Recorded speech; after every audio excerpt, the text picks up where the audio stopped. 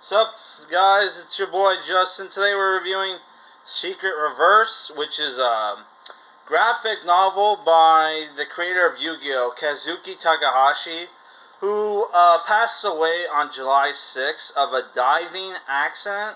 It's funny because when I was first trying to find out how did Kazuki Takahashi passed away, people said uh, I misread somebody's sentence, and it was like, oh, he died in a driving accident. And I'm like, how the hell, if he died in a driving accident, how come his body was found washed up on the shore?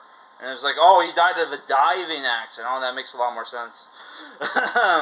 Yeah. So yeah, this I picked this up recently at the mall because I saw it there, and I'm like, I'll pick it up. And at first, people when because this first came out in like 2020 in Japan, and the scanlation sites got a hold of it. They trashed the hell out of this book, saying that it was like, oh, Iron Man and Spider-Man go to Japan to play a children's card game. And as I read the book, and I'm telling you that's not exactly what happened, right? Which the book goes for 17 US, 23 Canadian, and 14 pounds, I guess, in UK. Yeah. So this is rated T for Teen Plus, right? This came out in June 2022. So the story is Iron Man gets invited to this gaming convention in Japan, and the book for some reason takes place in 2016, which is weird because in the back of the book, Kazuki said he was approached in 2019.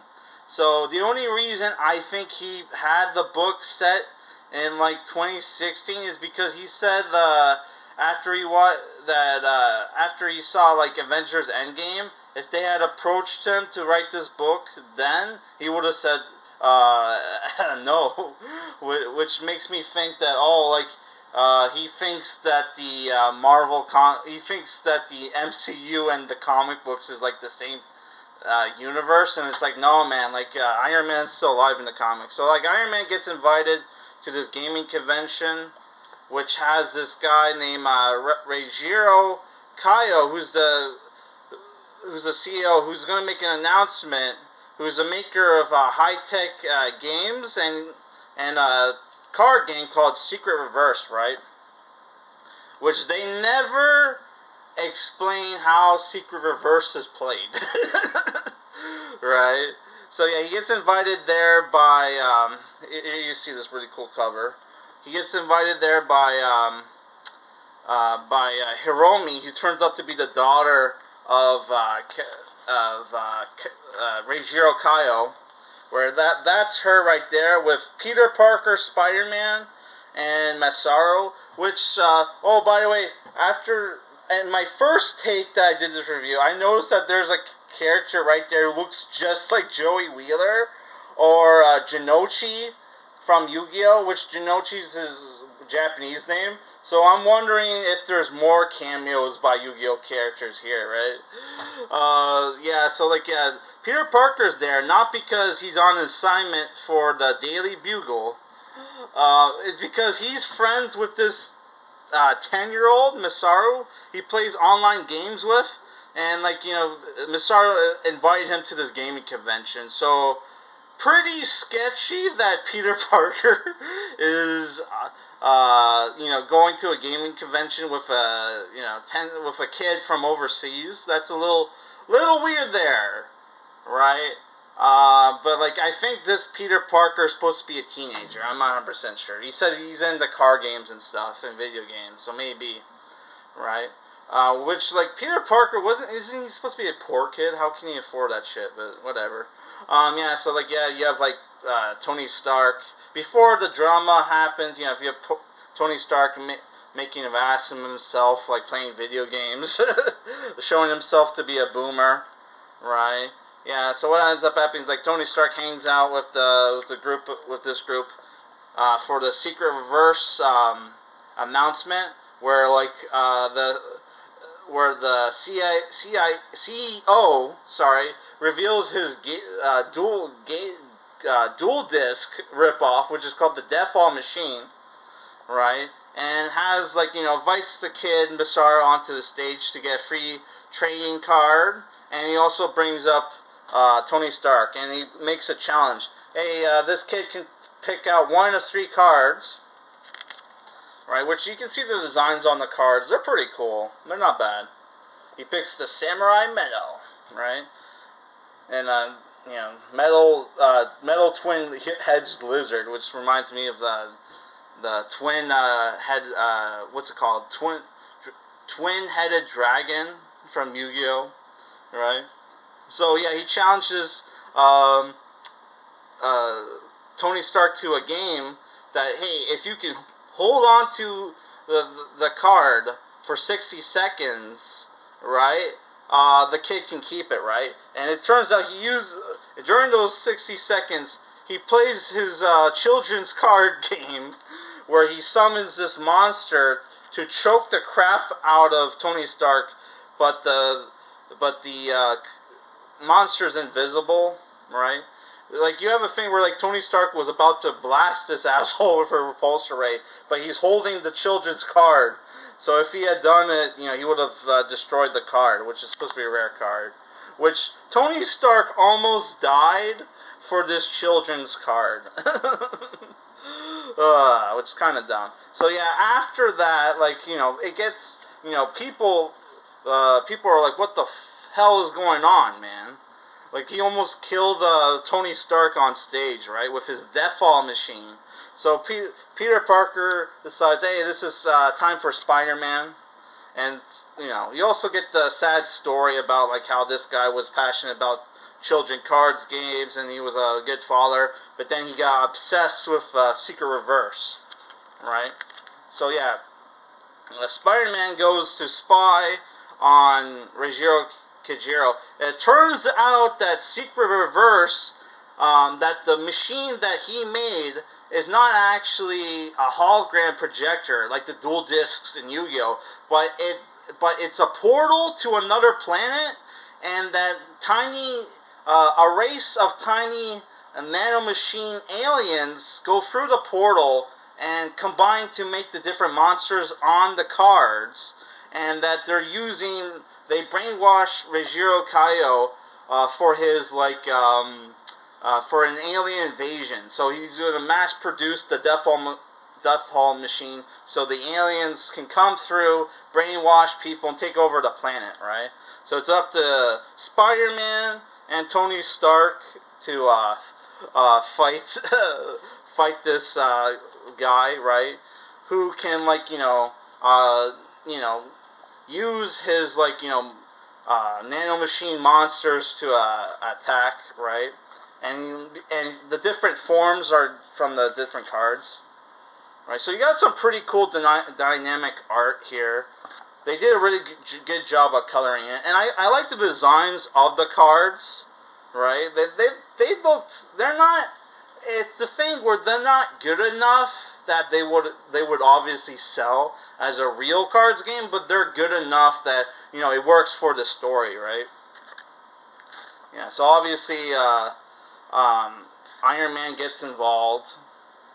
Which, one thing I have to complain, but this isn't really to do with this story, but like with Marvel Comics as a whole, but because of how popular this Iron Man suit is from the movie, right, from like the 2008 movie, they went, like, by 2010, Tony Stark had, like, a nanomachine, no longer was wearing armor suits. He had, like, nanomachines in his blood that would come out and form a shell around him, and it was like a super advanced,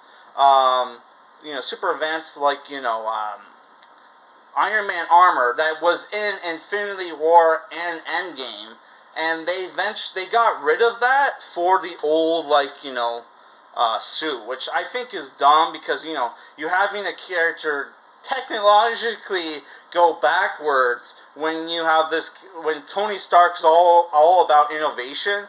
So it doesn't really make sense for his character to go back and use like older like models when he had that advanced like nanomachine armor. But that's not really the writer's fault. This is more like Marvel Comics as a whole, like fucked up. But yeah, yeah. So like, it's not them playing a children's card game. It's more like the bad guy is summoning the nanomachine aliens through his dual disc thing, and fusing the different monsters together to fight Iron Man and Spider-Man, and they have to like come up with tactics to defeat yeah, to defeat the bad guy, which they're not using card game children's card games, right? Though, yeah, but they basically beat the guy, not with any clever strategy. It was more like, oh, they had like a couple different friendship speeches, and then it got to the brainwash, uh, you know, Reijiro Kaio, and they're able to. It made the Deathfall machine like uh, vulnerable for them to like take it out, right? And that's how the book ends. So the book is 105 pages, right? It's about the length of like a 3 or 4 issue graphic novel, trade paperback. It's a little steep for the price. But it's the thing where if you're a fan of Western comics and manga, and you're a fan of Kazuki Takahashi, you owe it to yourself to at least read this book, right? Because Kazuki Takahashi, which if you didn't know this, um, like Kazuki Takahashi is an actual fan of Western comics. He's not just saying that because they went to him to make this book. If you read old school Yu-Gi-Oh! Pre the Duel Monsters like arc, where they started adapting into like an anime, you would know. I'm talking about like season 0 stuff. You would know that, oh yeah, that there's like Kazuyuki Takahashi references like Western comics. Like there's this whole like arc where Yugi and his friends help out this American comics otaku who is a fan of this American superhero called Zombie Man, who got his own trading card in the Yu-Gi-Oh game called Zombria, or so I think that's what his name is. And that character was based off Spawn, so it's pretty obvious that Kazuyuki Takahashi, if not a fan of American comics, is at least a Spawn fan. So he kind of had his dream come true making like this comic, making this graphic novel. So if you're a fan of Kazuki Takahashi, I think it's worth checking out. But besides from that, if I were to give this book a rating, I would say at best it's a 6.5 out of 10. You can kind of tell that the creator did not have a huge grasp on the characters, because like Spider-Man in this book is pretty much written exactly like the Spider-Man from the 90s cartoon, and like Iron Man is basically written as like a kid-friendly version of his like Iron. It's more like he's not like a kid-friendly version of the movies. He's more like Iron Man from that 2012 anime, or was it 2010? I don't remember. That really crappy Iron Man cartoon, which was okay. It's just that the fucking CGI sucked. But yeah, so yeah, it's a 6.5 out of 10. It's not great, but it's worth a read, and it's like it was a fun book to read, right? Yeah. So yeah,